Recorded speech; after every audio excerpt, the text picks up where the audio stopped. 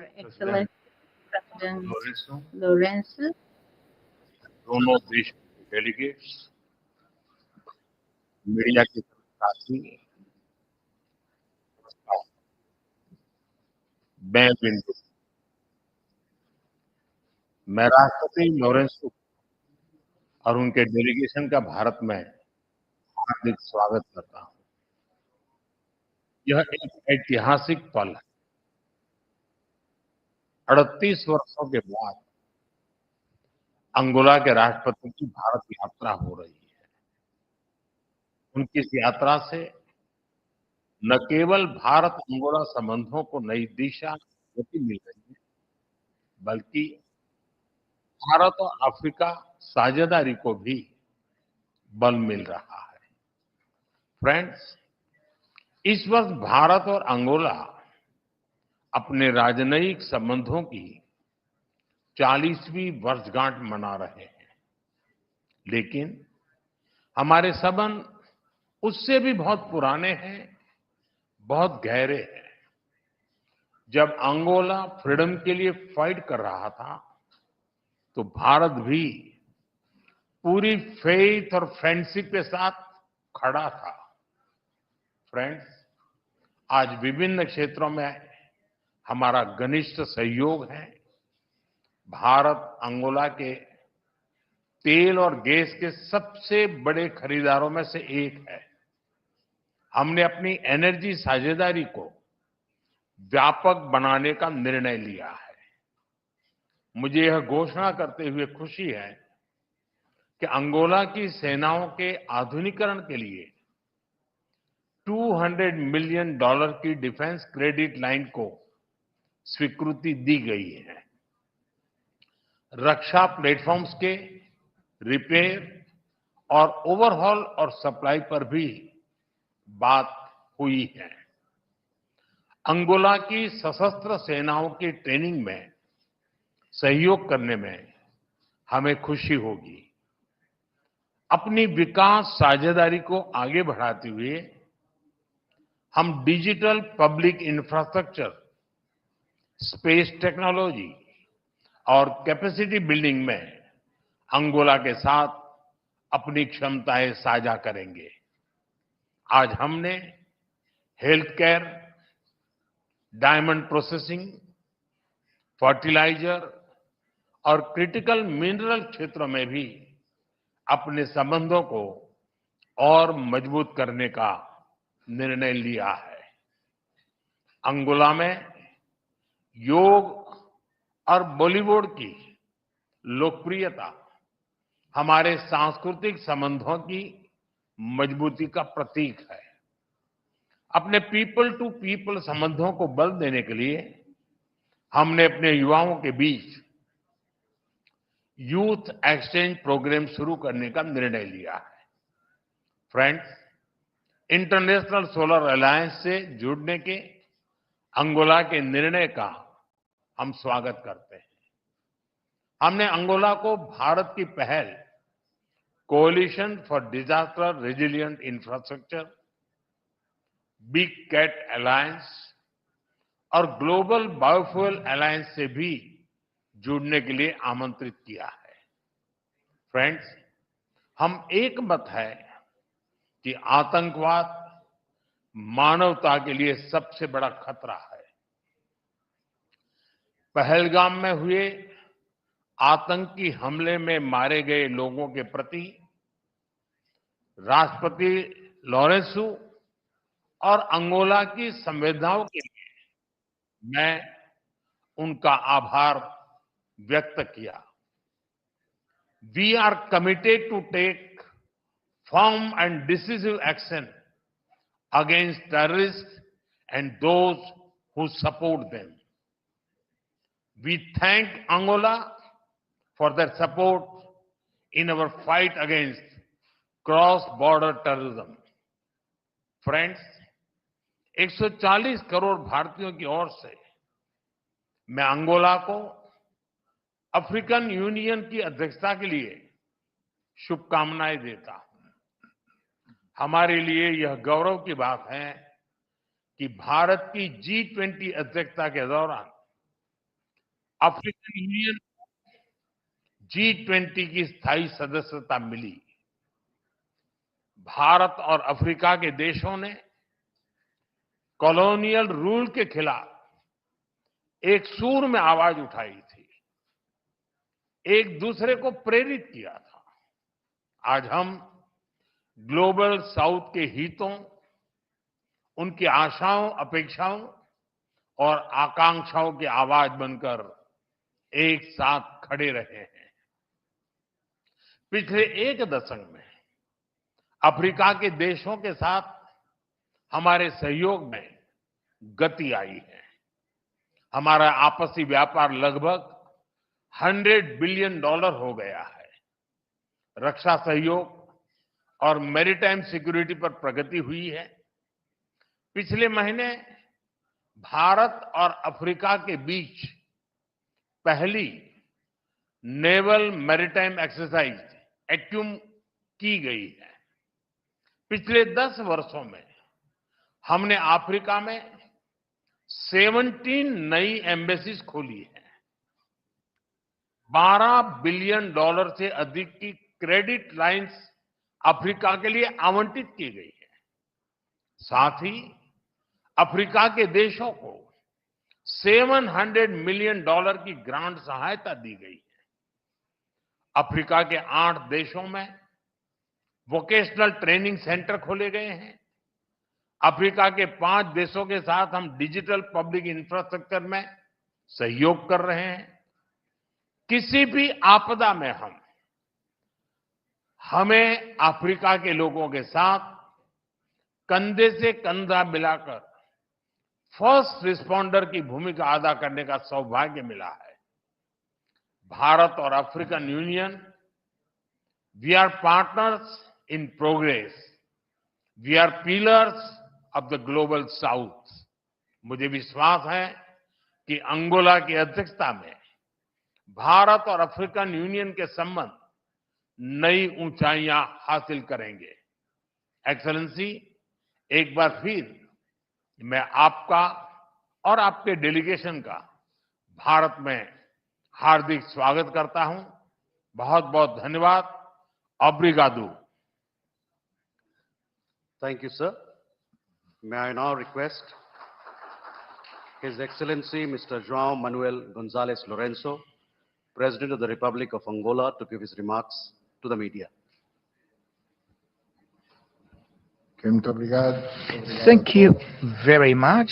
Thank you very much, all Your Excellency Narendra Modi, the Prime Minister of the Republic of India, distinguished members of the Indian and Angolan delegation, distinguished guests, ladies and gentlemen. Allow me and the very gracious words that Your Excellency has addressed to us and express our gratitude for the hospitality that has been accorded to us since our arrival in the beautiful city of New Delhi. We will see the rich and vast culture of the Indian people have welcomed us with the warmth and cordiality which is their hallmark. This visit, the first IATA country, takes place 8 years after President José Eduardo Santos visited India at a time when Angola was grappling with a long conflict that significantly constrained the achievement of the development goals which would have begun to realize within the framework of cooperation with your great country. Today, circumstances have changed. We enjoy peace within the context of democracy that continue to consolidate itself, opening up far broader prospects for exchange between the Republic of Angola and India, whose potential of both our nations, when combined, can help establish a significantly expanded foundation for business opportunities, commercial exchanges, institutional cooperation, and investments in the economies of our respective countries and other domains that we may identify. I've come to India to convey, amongst other aspects, a message of admiration and friendship that we hold with your country, whose history is rich in events that have made it a cultural, scientific, technological, political reference on a global stage. I've also come to India with the intention of showcasing a new vision for the relations between our countries, grounded on the concrete and achievable objectives with practical results that will help transform, even in our own time, the daily lives of our respective peoples and countries. Honorable Prime Minister, Excellencies, when we reflect upon what has been accomplished since the establishment of relations between our respective countries, as well as what remains to be done and what may yet be achieved, we observe a gap in accomplishments that we both have the need and are able to bridge, taking into account the human, material, and other resources at our disposal. It is from this perspective that the Angolan side will seek to address during the bilateral discussions our main interest in the cooperation with India, placing particular emphasis on the sectors such as agriculture to promote food security, finance, health, defense, higher education, information technologies, energy, industry and trade, and mineral resources, oil and gas, with expectation that at the end of our deliberation we may affirm that our efforts have been worthwhile in light of results achieved, since these remains constitute the foundation upon which the entire economic and social development program of Angola will rest, for which we count most especially on the participation of India. In this regard, I would like to underscore the significance we attach to the direct participation of Indian investors in the Angolan economy, which hold considerable growth potential and offers conditions that render it attractive, because we are endowed with a valuable asset, which is a young population marked by vigor and the capacity to assimilate new knowledge, which can be harnessed in the service of entrepreneurs who look for Angola as a destination for their investments and business ventures. These ideas may become a tangible reality in the short and medium term, as there is political will that inspires us to undertake projects of mutual benefits, for which it is essential to mobilize the necessary financial resources. I therefore would like to welcome the availability and the openness of your country to the creation of an investment fund with a view to encourage Indian entrepreneurs to invest in sectors of their interest in Angola, as well as the establishment of an export credit line. It is important to underscore the fact that the signing of considerable number of legal instruments has happened, which will enable the resumption and the strengthening of bilateral cooperation following the prolonged period of stagnation since the signing of the General Agreement on Economic, Technical, Scientific, and Cultural Cooperation on 4th October 1986, up to the convening of the first session of the Angola-India Bilateral Commission in September 2020, and the activation of the political and the diplomatic consultation mechanism between our two countries on the 11th of August 2023. This renewal of contacts, which took place during a critical period in the recent history of humanity, when the COVID-19 pandemic, on one hand, restricted contacts between peoples and nations on a global scale, but on the other hand, it was precisely in this challenging period that we came together once again to discuss our perspectives, our interests, our visions for the future, as well as the challenges, the common challenges for Africa, in particular, we're facing at the time, confronting an unprecedented phenomenon in which your country is prominent role through its contribution to the African continent, especially with the donation of vaccines that have proven essential in the effort to contain the spread of the disease. Your Excellency Prime Minister Narendra Modi, Your Excellencies, in this engagement between two countries of global south from different regions of the world, undeniable strategic importance, we are compelled to address issues pertaining to the current international landscape given their complexity and the threats they represent.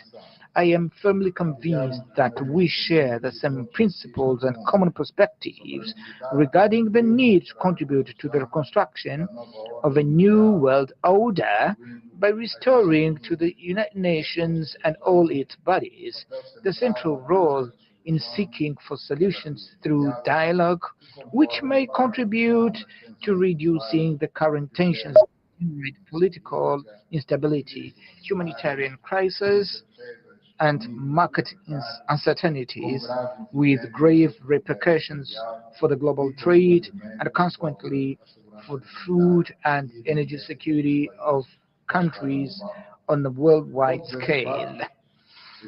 All these facts underscore the primacy of multilateralism over the perspectives advanced by groups of countries that regard themselves as sufficiently powerful and are entitled to impose development models and solutions to which all others must submit. This scenario tends to underestimate international law as the framework that must continue to be globally accepted for resolving the conflict in the Middle East on the basis of the relevant United Nations Security Council resolution that set forth the establishment of the State of Palestine, as well as the conflict unfolding in Ukraine and other regions of the world, notably in Africa, where we are concerned about the war in Sudan, in the Democratic Republic of the Congo, and the instability that has prevailed for years in the Sahel region in Africa. Thank you very much, Honorable Prime Minister, and thank you everyone present. Thank you, sir. That concludes the press statements. Thank you for your presence, ladies and gentlemen.